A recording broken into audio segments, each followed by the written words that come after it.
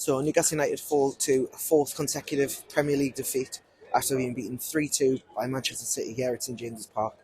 Oscar Bobb's 90th minute winner just in injury time secured the win for Man City on a day that Newcastle will be bitterly disappointed to get beat. You know, coming into the game off the back of that win against Sunderland last week, there was maybe not expectations that they'd get a win, but with a week's training behind them, you thought they would put up a good fight. And to be fair to they did. They really looked like they had a week's training behind them. That's something they hadn't had all year, really.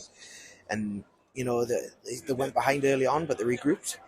And two brilliant counter-attacks got them first level, and then obviously it got 2-1. Alexander Isak with the first one. It was a fantastic ball by Bruno Guimaraes. He just knew Isak was going to be there, and without looking, pinged this ball over the top of the defence.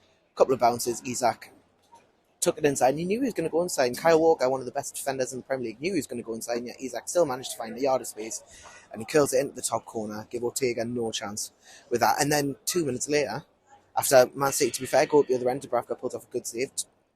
A minute later after that, Anthony Gordon is let go down the left, and he manages to do pretty much the same thing as Alexander Isak does. He came in on his right again, passed, and shot in the far corner. Newcastle went in at half time 2-1 ahead, and they were really good value for that. I think they were.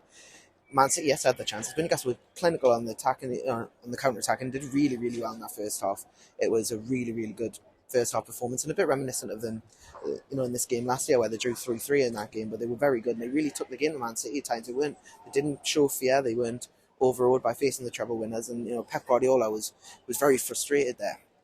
Unfortunately, in the second half, I think they got tired as the game going on. That's another game where they had pretty much 11 first team players, very little on the bench to call from, very little in the attacking sense certainly to call from.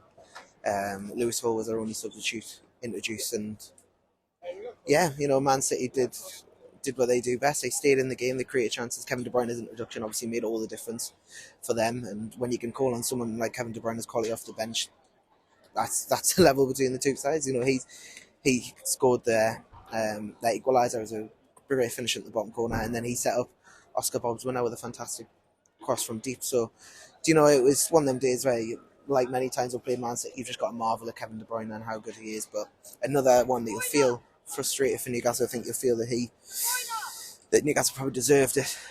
Deserved some out of the game. They performed very well, and it's an absolute shame that they didn't. But do you know what? It's 4 defeats now in a row. Newcastle really got to do something. Their top 4 dreams, Champions League dreams, are really slipping away from them.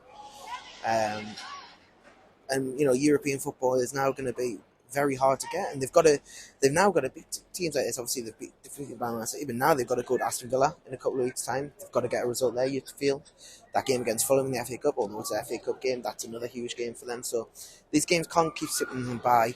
You think today was probably their last free hit of the season. They've played Liverpool 2 times now. They've played Man City twice.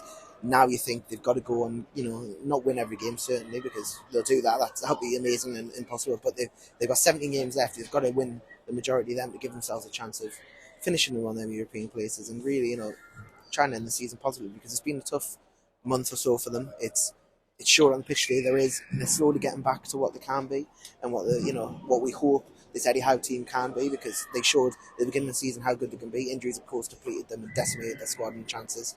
Hopefully a couple of them come back, and Newcastle can really, get back to being a brilliant, front foot, energetic team, because they showed that in the first half. They just tired after 60 minutes, as we've seen in many games in the recent past. So yeah, it's a disappointing result for Newcastle. Lots of positive Eddie Howe to take out of the game. There'll be no doubt some talking points following the game. Bruno easily could have shown 2 yellow cards. Rodri Rodri could have easily been booked. He could have seen 2. A couple of VAR calls, an offside one early on, which was clearly offside, but then handball right at the end when Newcastle felt they could have. So it's good. It'll be some things to dissect after the game, but I think Eddie Howe will be largely positive. Although, again, as I mentioned, that's another defeat for Newcastle and another game that's really passing by, and they've gone out 2 weeks off before their next game is against Fulham, and they've got to have a really good few games with Villa, Luton, Bournemouth, Arsenal, all to come in the next month or so. So it's going to be a big month to go, and Newcastle will need to regroup from this after a battling performance against Man City, and really hope that they can get back to their best over the next month and really show why they want and they deserve to be in Europe next year.